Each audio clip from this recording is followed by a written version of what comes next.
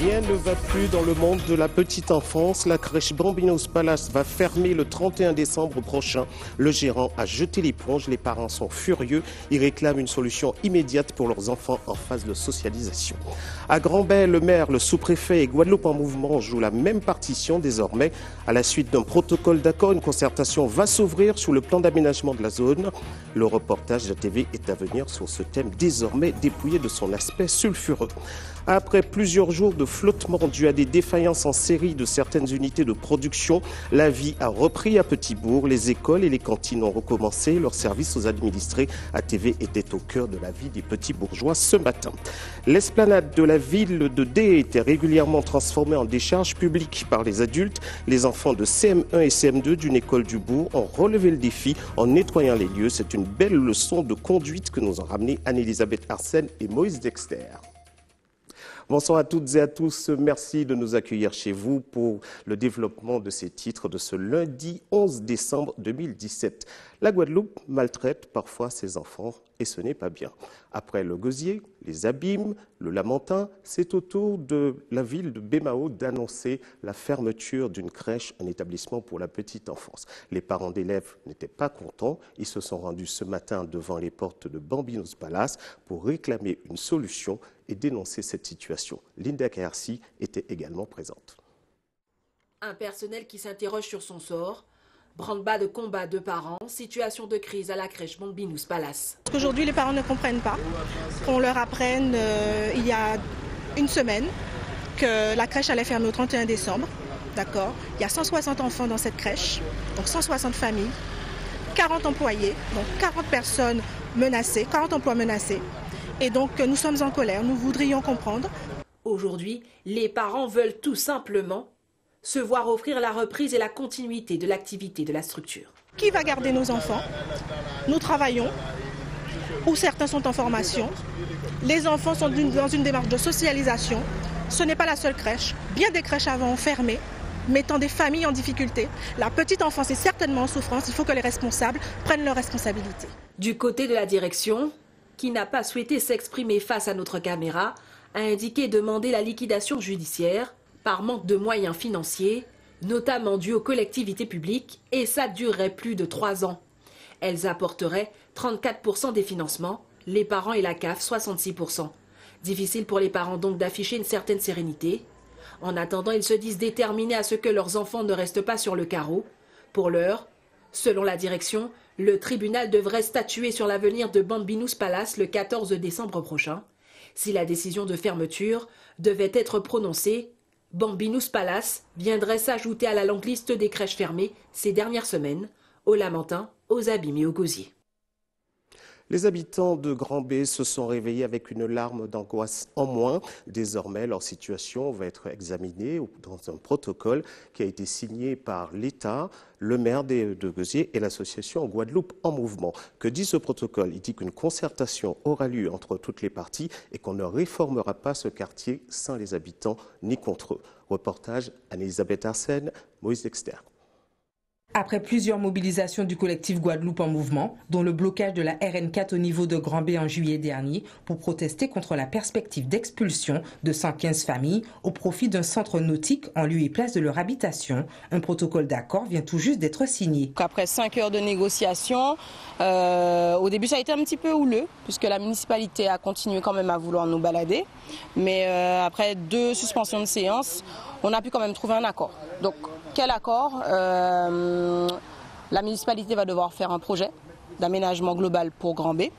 Par contre, il va falloir absolument que les habitants soient à l'initiative de ce projet, soit en collaboration avec ce projet. Le protocole d'accord devrait prendre effet dès le mois de janvier et un comité de pilotage mis en place pour travailler en collaboration avec la municipalité. Ils ont bien compris que les habitants sont opposés à cette base nautique, sont opposés à leur départ en tout cas du site.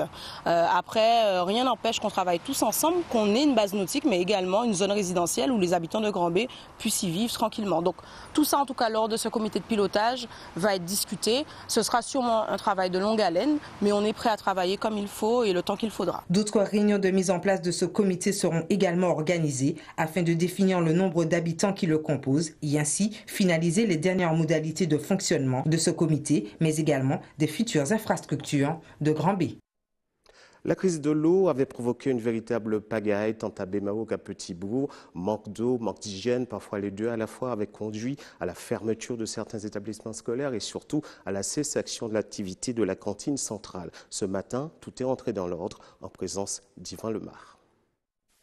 Vendredi dernier, 10 écoles et la cuisine centrale de Petit-Bourg avaient fermé à cause des coupures d'eau. Il y a un protocole sur l'hygiène et la sécurité dans les écoles qui est défini par l'Éducation nationale et qui nous donne la marche à suivre selon les incidents qu'on peut rencontrer, coupures d'eau, présence de nuisibles ou voilà.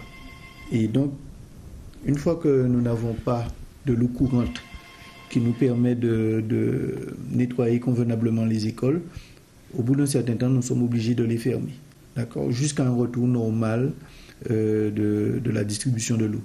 Et en ce qui concerne la distribution, la fabrication et la distribution des repas, nous ne pouvons pas produire s'il n'y a pas de l'eau courante potable. Durant la période de coupure d'eau, une réorganisation des services est mise en place pour les écoles. Les agents sont tout de suite réaffectés à d'autres tâches où on leur permet de récupérer aussi parce que ce sont quand même des agents qui font pas mal d'heures.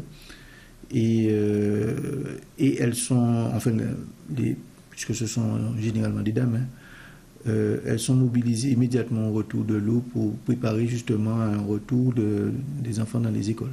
Dès le retour de l'eau, des nettoyages complets des écoles et de la cuisine centrale ont été faits durant le week-end ou ce matin.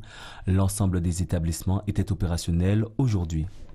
Ce n'est pas tous les jours que le barreau de la Guadeloupe prend position sur un dossier chaud. Eh bien, les avocats ont osé.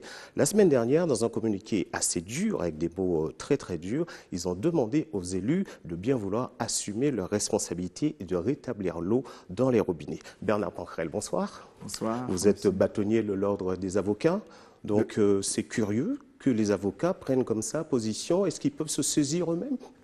Oui, absolument. Le barreau de la Guadeloupe, de Saint-Martin et de Saint-Barthélemy a décidé de prendre à bras le corps cette question récurrente qui fait que les Guadeloupéens, depuis plus de 3 décennies, vivent une situation proprement inacceptable. Mais à quel titre vous prenez cette action-là en compte? Parce que est-ce que ce sont des clients qui vous ont saisi? Non, il faut savoir que le barreau est une institution sociale et comme telle a le droit, je dirais même le devoir, de rentrer dans l'arène lorsqu'une question de société se pose. Je vous rappelle, si vous vous souvenez bien, le barreau de Tunisie a été sacré prix Nobel de la paix pour avoir pris la question de la paix à bras le corps. Et là, c'est la question de l'eau. Qu'est-ce que vous voulez exactement dire aux responsables politiques? Je crois que vous avez visé un article qui range l'eau parmi les droits humains fondamentaux. Donc, c'est sur cette base-là que vous voulez vous battre? Il faut bien dire que l'eau génère, et c'est le cas peut-être de le dire,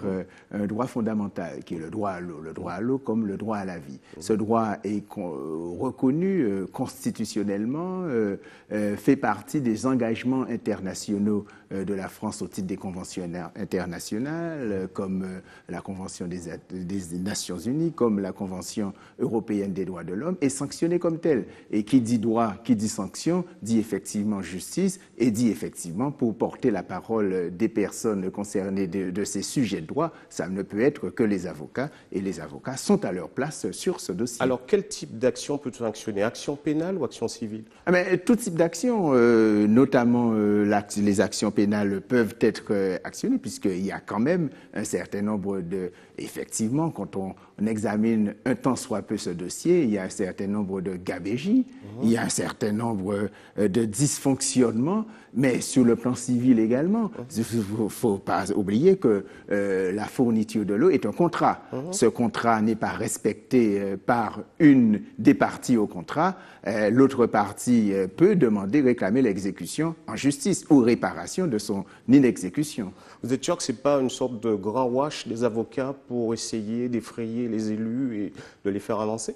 Mais si puisque on est quand même dans une société ou dans une évolution vers un système dérivatif des conflits, si lorsque nous aurons poussé ce coup de gueule, si lorsque nous aurons donné les éléments juridiques propres à enclencher véritablement la solution, eh bien tant mieux, nous aurons rempli notre rôle pour autant. D'accord. Nous avons voulu savoir ce que les Guadeloupéens pensaient de cette situation, cette question que vous mettez sur la table. On va regarder quelques réponses. Vous voyez qu'il y en a qui vous approuvent et d'autres qui sont un petit peu plus réticents. On regarde le reportage et on se retrouve tout à l'heure. Alors, il est vrai que ce pourrait être une solution qui pourrait faire bouger les choses, mais dans la réalité du quotidien, on sait bien qu'un procès, ça prend du temps et la réponse ne sera pas dans l'immédiat. On en a encore pour un bout de temps à avoir tous ces problèmes d'eau. Je ne peux pas dire que c'est vraiment une solution, mais je pense qu'il faut tenter. Il faut tenter au plus haut. Nos élus n'arrivent pas à s'entendre comment dirais-je, pour nous rendre l'eau, si vous voulez, pour trouver une solution. Mais je pense que vraiment les avocats sont plus aptes, connaissent mieux la loi et seront plus disponibles aussi pour envisager de nous remettre l'eau potable, de nous remettre l'eau sous la Guadeloupe. Sincèrement, je ne vois pas à quoi ça va changer quoi que ce soit. Je pense que ça ressemble plus à de la pub que tout le monde a envie de se faire en fin d'année pour passer à la télé. Mais je ne vois pas pourquoi. Sincèrement, je ne vois pas pourquoi. Parler à un avocat aujourd'hui, ça coûte 150 € pour lui adresser la parole. Alors, il faudrait peut-être que les avocats commencent à penser plus à ça. Qu'un individu, quelqu'un qui a envie de parler à un avocat, juste pour raconter son histoire, il faut qu'il paye 150 €. Les gens qui gèrent le problème d'eau, je pense qu'ils devaient faire un peu d'effort et arrêter de se remplir les poches, puisque je pense qu'ils sont tous là pour se remplir les poches. De toute façon, quand on s'empoisonne à boire l'eau qui n'est pas bon, ils n'ont rien à foutre. Parce que je suis sûr que chez eux, c'est du matouba ou du café qu'ils boivent. Alors je pense qu'ils ont raison de le faire, puisqu'effectivement, on a un réel problème à ce niveau-là, concernant le problème de l'eau. Et c'est tout le monde qui en pâtit, malheureusement. Peut-être que ça fera les élus se bouger, prendre conscience vraiment que la population souffre par rapport à ce problème-là. Alors, Maître Pancrel, vous avez du soutien, certes, mais quelques critiques. Mais les critiques ne sont pas fondées dans la mesure où, vous avez vu, c'est le problème du lucre. L'avocat est toujours vu comme quelqu'un qui n'agit que sur un mobile lucratif. Il faut bien comprendre qu'il s'agit ici d'une action de l'ordre des avocats. Ce n'est pas un avocat individuellement, une société d'avocats qui va prendre cette question-là. Bien entendu, tous les avocats sont habiles à le faire. Des personnes, des grands opérateurs, des gros clients peuvent effectivement saisir leur avocat sur cette question. Mais il est certain qu'on devait, en tant qu'institution, mettre ce problème sur la table et pour que l'ordre des avocats, en tant que tel, puisse dire aujourd'hui, on saisit à travers directement ou à travers les associations agréées, puisque nous proposons même d'aller explorer les possibilités d'action collective, action de masse ou class action, comme on dit, pour pouvoir mettre cette question sur la table, demander une expertise, puisqu'on sait par exemple que les fonds qui étaient destinés à l'entretien des réseaux ont été prélevés depuis 30 ans sur les factures. Que sont devenus ces fonds-là ? Qu'est devenu le respect de la règle? C'était un peu l'État qui était qu'est devenu la règle, qu'est devenu par exemple la règle de la non-fongibilité depuis 92, puisque les fonds, l'eau paie l'eau. C'était la règle posée par la loi sur l'eau, l'eau paie l'eau. Et les fonds qui étaient destinés à l'entretien devaient effectivement servir à améliorer le réseau, à refaire des surpresseurs, à refaire les réservoirs. Est-ce que ça a été fait? Alors, Maître Pancrel, avant de vous remercier, je vais vous inviter à regarder avec moi un sujet qui concerne l'interdiction des téléphones portables d'ici la rentrée prochaine dans les écoles et dans les collèges. C'était une décision qui était portée par Emmanuel Macron, vous vous souvenez. Donc, ils vont mettre en application cette décision. On regarde tout de suite le reportage de nos confrères d'ATV Martinique sur cette question de l'interdiction du téléphone. Pas de portable en cours, la règle s'applique déjà oralement dans la plupart des établissements. La majorité des collégiens rencontrés aujourd'hui seraient pour une interdiction définitive. Si on est en cours et on utilise le portable, c'est sûr qu'on n'aura pas vraiment les bons résultats scolaires si on n'écoute pas la professeure. Je pense que c'est une bonne décision parce que ça peut perturber le cours et déconcentrer les élèves. Moi, je pense que c'est bien parce que presque tous les jours. Souvent, il y a des amis qui viennent me dire qu'on leur vole le téléphone. Le trimestre dernier, on était dans les vestiaires et puis un autre ami m'a dit qu'on la vole son téléphone. Qu'est-ce qu'on fait avec un portable à l'école? À l'école, il faut travailler et non rester sur le portable, envoyer des messages. D'autres élèves, en revanche, sont plus réfractaires à l'idée et préféraient d'autres solutions. Qui est le portable, mais de façon modérée. Qu'on respecte au moins les gens, notre vie privée, parce que si nous, on ne met pas notre vie privée sur les réseaux sociaux, donc on ne voudrait pas que les autres le mettent. Je ne suis pas d'accord parce que si on a un problème sur la route, si on veut appeler nos parents, on ne peut pas. Le portable, générateur à l'école de disparités, de conflits et de harcèlement, c'est ce que déplorent également régulièrement les syndicats de parents d'élèves, satisfaits aujourd'hui de l'application prochaine de la mesure, promesse de campagne d'Emmanuel Macron. L'école, c'est un lieu d'apprentissage et nous pensons que le portable ne permet pas d'apprendre correctement. C'est-à-dire que tous les enfants ne sont pas... Alors il y a des enfants qui peuvent avoir un portable et qui apprennent très bien, mais tous les enfants ne sont pas au même niveau de conscientisation face à cet appareil. De son côté, le ministre de l'Éducation, Jean-Michel Blanquer, a indiqué que le gouvernement réfléchissait aux modalités d'application de la future mesure. En septembre dernier, le ministre avait déjà avancé l'idée de confiner les portables dans des casiers fermés. Vous êtes sur ATV Guadeloupe, restez avec nous. Dans un instant, nous irons dans la charmante commune de Dé pour voir comment les enfants de CM1 et CM2 ont transformé une décharge publique en espace vert. Et nous découvrirons également le partage, l'exposition d'Alain Caprice à Rémy-Soudan. DS se soigne. L'esplanade des fêtes de la ville était devenue une décharge publique. Madame le maire de la ville a piqué une colère et a demandé de l'aider. La CNBT est venue à son secours avec des élèves de l'école du Bourg et ils ont fait un charmant travail. Reportage Elisabeth Arsène, Moïse Dexter. Fini la décharge à ciel ouvert sur cette esplanade des fêtes, place désormais aux plantes. C'est en ce sens que la municipalité a entrepris cette transformation radicale. Aujourd'hui, c'est un ras-le-bol. Nous ne nous contentons pas d'enlever les poubelles, de nettoyer, etc. Nous avons voulu associer, et la directrice de l'école Betsy, que nous remercions, a bien voulu s'associer avec ses élèves puisqu'elle fait un travail aussi sur l'environnement, la biodiversité, pour que ces jeunes viennent planter et que la population, surtout ceux qui viennent polluer, puissent respecter ce travail que les enfants ont fait. Pour ces petits planteurs en herbe, c'est la solution idéale pour donner une seconde vie à ce lieu et par la même occasion faire passer un message à l'ensemble de la population. J'ai planté cette plante pour que les gens qui jettent leurs déchets ici, qui ne le jettent plus, comme ça ils vont voir qu'ils ne peuvent plus déposer, et si des fois vraiment sur la plante, ça veut dire qu'ils n'ont pas de respect pour nous, et on a planté ça en essayant de voir s'ils vont mettre que dans les poubelles. Avant, je n'aimais pas trop passer par là parce que je voyais des poubelles et ça sentait pas très bon. Et puis aujourd'hui, on se soude pour arranger la nature. Nous, on demande aux Guadeloupéens et Guadeloupéennes d'arrêter de polluer la nature et de nous aider au fil des jours que la terre redevienne propre comme avant. Papayers ou autres arbres fruitiers trônent désormais sur l'esplanade des fêtes et transforment ainsi cette désormais ancienne décharge publique en espace vert. Une très belle action que ATV a eu plaisir à vous montrer. Gaspiller de la nourriture, quand dans beaucoup d'endroits du monde, la faim rôde, c'est ce message dans ce contexte que la Guyane tente de faire passer un message contre le gaspillage, comme nous l'avons connu d'ailleurs la semaine dernière chez nous. Voici le reportage d'ATV Guyane. Combien de nourriture est-elle gaspillée dans les écoles de Guyane?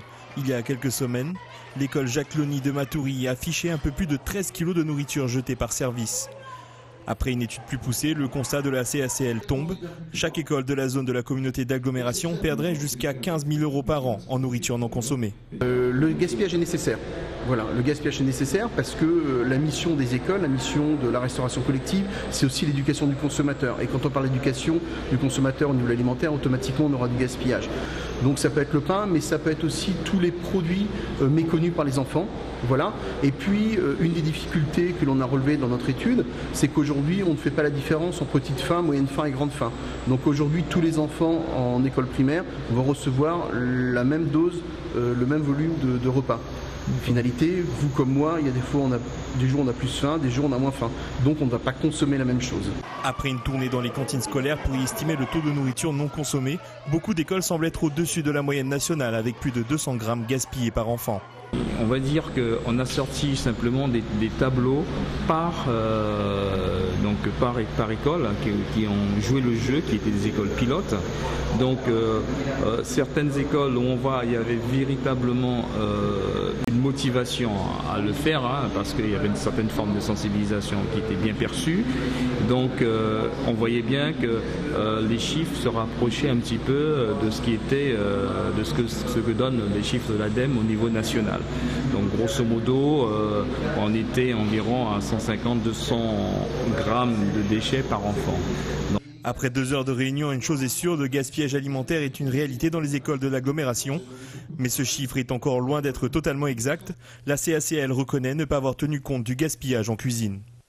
La 4e édition du Noël solidaire, c'était ce week-end à la porte de la Villette à Paris. Une vingtaine d'artistes a donné le change sur scène, notamment en faveur des Guadeloupéens et des Martiniquais qui sont partis étudier là-bas et il ne fait pas très chaud. Voici le reportage d'ATV Paris.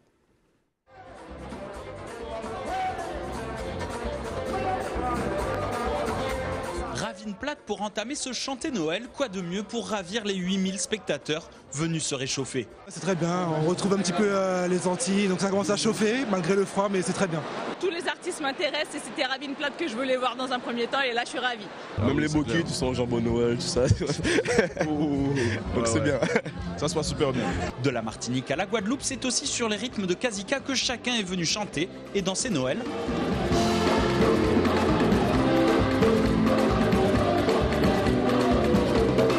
Nous chantons les cantiques et nous apportons des adaptations avec différents rythmes comme ça. Noël, c'est une fête un petit peu universelle, toute la Caraïbe fête Noël. Et pour les derniers frileux, il y a encore d'autres manières de se réchauffer. On sert plein de choses, plein de boissons.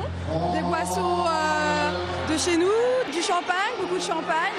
On sert également du rhum, oui, du rhum vieux, le petit punch que tout le monde connaît, avec du sucre et du citron. Un cocktail réussi qui fait son effet puisque le ton monte au fur et à mesure de la fête.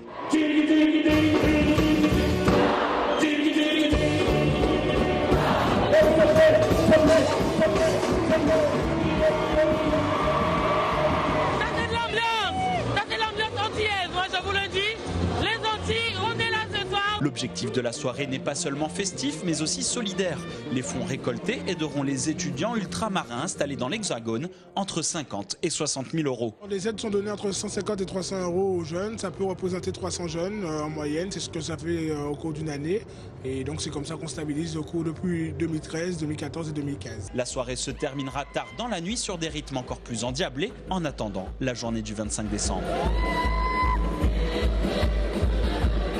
Il est vrai qu'il y avait de l'eau à Paris, à la porte de la Villette. Et puis maintenant, parlons de l'exposition d'Alain Caprice. Son exposition s'intitule Le Partage. Il revient régulièrement, périodiquement, nous visiter avec un travail nouveau. Yvan Lemar était ce matin au vernissage.